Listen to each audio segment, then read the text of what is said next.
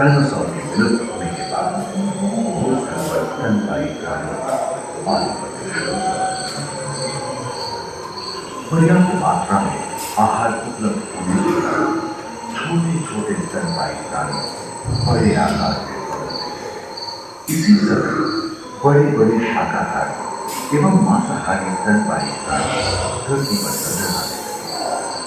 विश्व के कई हिस्से जंगल से हरे भरे हो गए।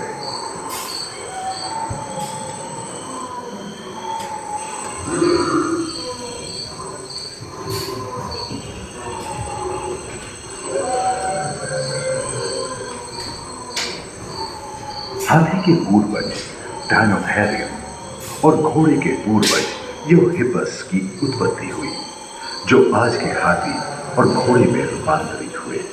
लेमूर, टर्सियर जैसे प्राइमेट भी इसी युग में पैदा हुए। खोखली अस्थियों वाली आज के दिनों की पक्षी इन्हीं दिनों जन्मे थे। डायाट्राइमा जैसे बड़े एवं उड़ने में अक्षम पक्षी उन जगहों में रहते थे जहां मांसाहारी बड़े स्तनपायी प्राणी नहीं मिलते थे।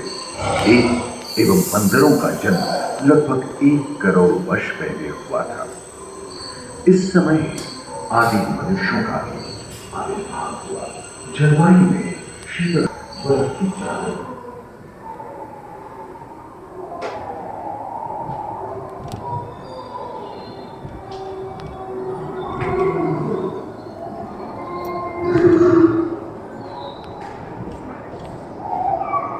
पृथ्वी के लंबे इतिहास में झांके तो ऐसे कई मौके रहे हैं जब उत्तरी गोलार्ध के अधिकांश हिस्से बर्फ की चादरों से ढक गए थे, जो आइस एज के नाम से जाना जाता है।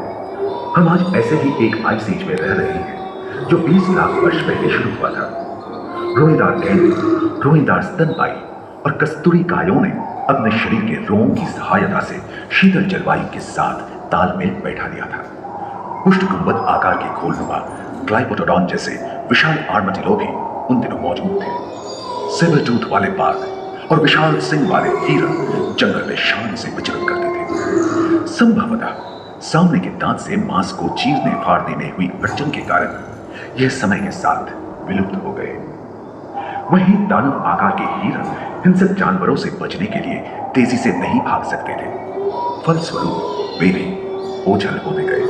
इस समय से ही आधुनिक मानव का क्रमिक विकास शुरू हुआ और विशालकाय स्तनपायी प्राणी धीरे धीरे विलुप्त होने लगी।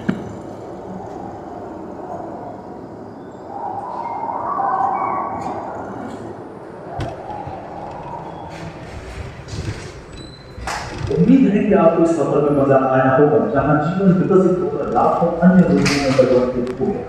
दूसरे फ्लोर पर ह्यूमन न्यूट्रिशन पैनोरामा में मानव की यात्रा और विज्ञान और तकनीक तथा अत्याधुनिक तकनीक की भारतीय विरासत का भी